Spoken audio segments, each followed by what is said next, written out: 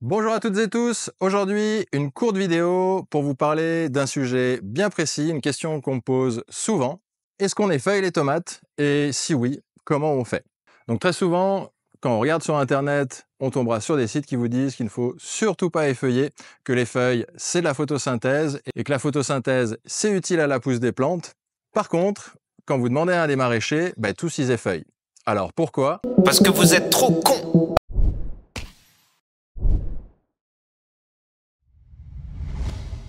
Donc, pourquoi les maraîchers effeuillent malgré les avertissements de toute la communauté Internet? Tout simplement parce que effeuiller, ça fait économiser de l'eau et ça limite la propagation et l'arrivée des maladies. Je vous explique tout de suite pourquoi. Donc le rendement de la photosynthèse d'une feuille n'est pas exceptionnel. On est entre 1 et 2% de rendement que la plante arrive à transformer la lumière en nourriture. Le souci, c'est que 1%, c'est quand tout va bien. Quand on a les feuilles du bas qui ont à peu près cette allure-là, on n'est clairement pas sur du 1% de rendement. À titre de comparaison, un panneau solaire moderne, on est plutôt aux alentours des 30% de rendement énergétique. Donc le rendement de la photosynthèse est clairement pas incroyable. C'est pour ça qu'on dit que généralement, on peut se permettre de retirer les feuilles du bas. Je vous mets en description un article super intéressant et des études qui ont été faites sur ce sujet-là, où on voit qu'on a une réduction de 15 jusqu'à 40% de réduction de l'irrigation nécessaire à pousse égale. Alors 40%, ça me paraît un petit peu gros. Pour moi, en tout cas, on est facilement entre 15 et 30% de réduction de l'utilisation d'eau.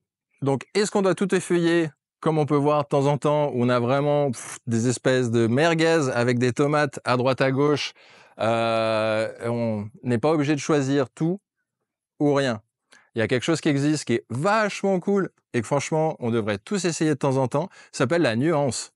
Et donc, on a le droit d'effeuiller un peu, mais pas trop. Généralement, ce qui est préconisé, en tout cas dans les articles qui sont en description, c'est d'effeuiller jusqu'au premier fruit. Ça évite déjà d'avoir les feuilles qui touchent le bas.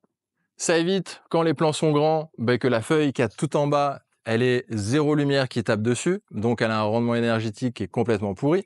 Et en plus, c'est des feuilles souvent qui sont moches, et donc ça réduit encore leur rendement énergétique. Malgré tout, ça reste des feuilles qui vont évapotranspirer. Alors pourquoi on dit que couper des feuilles, ça fait économiser de l'eau?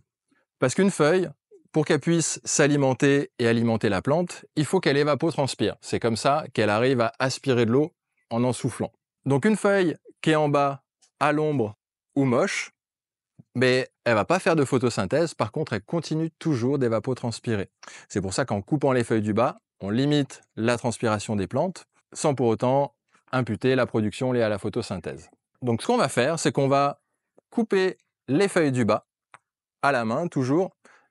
Quand vous le faites, quand les plantes viennent d'être arrosées, en général, ça claque plus facilement. Et c'est beaucoup plus simple de les enlever à la main et ça évite les problèmes de maladies des sécateurs, de transmission des maladies avec les sécateurs ou autres.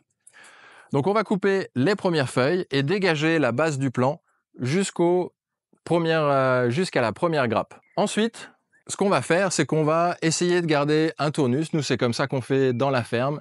Le lundi, on enlève les gourmands et on attache, on enroule autour des câbles. Le mercredi, c'est le jour de récolte. Et le vendredi, on effeuille le bas des plantes. Et on va faire ça au moins une fois par semaine.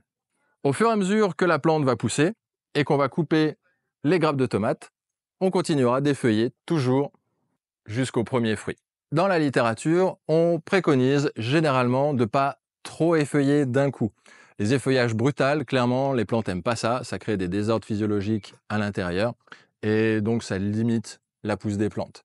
On préconise donc de se limiter à 2 à 3 feuilles par semaine, pas plus. Généralement, on va plutôt effeuiller en partant du bas, mais ça arrive sur des plants qui sont très touffus, très denses, ou effeuiller des feuilles du centre, du haut. Ça peut être aussi une bonne solution qui permet d'avoir moins de problèmes d'humidité qui restent au cœur de la plante, des plants qui sèchent plus vite. Donc des plants qui sèchent plus vite, c'est des plants qui tombent moins vite malades. Et puis ça va permettre à la lumière de pénétrer à l'intérieur du plant et d'illuminer les feuilles du bas, les feuilles du milieu, en tout cas d'éclairer plus de zones. Parfois, en coupant juste une feuille, on dégage la lumière à 3-4 feuilles qu'il y a en dessous, et il vaut mieux enlever une feuille en haut qui fait de l'ombre à 4 autres qu'enlever les 4 du bas qui prennent plus la lumière à cause de celle qu'il y a au-dessus. Donc comme souvent, il y a les préconisations et il y a le bon sens. Et entre deux, il y a tout un monde de nuances que je vous invite à aller explorer. C'est tout pour cette courte vidéo. N'hésitez pas à vous abonner pour ne pas rater les prochaines. En attendant, prenez soin de vous, prenez soin de vos proches et prenez soin de la planète parce que jusqu'à preuve du contraire, c'est la seule où il y a des tomates qui poussent dessus.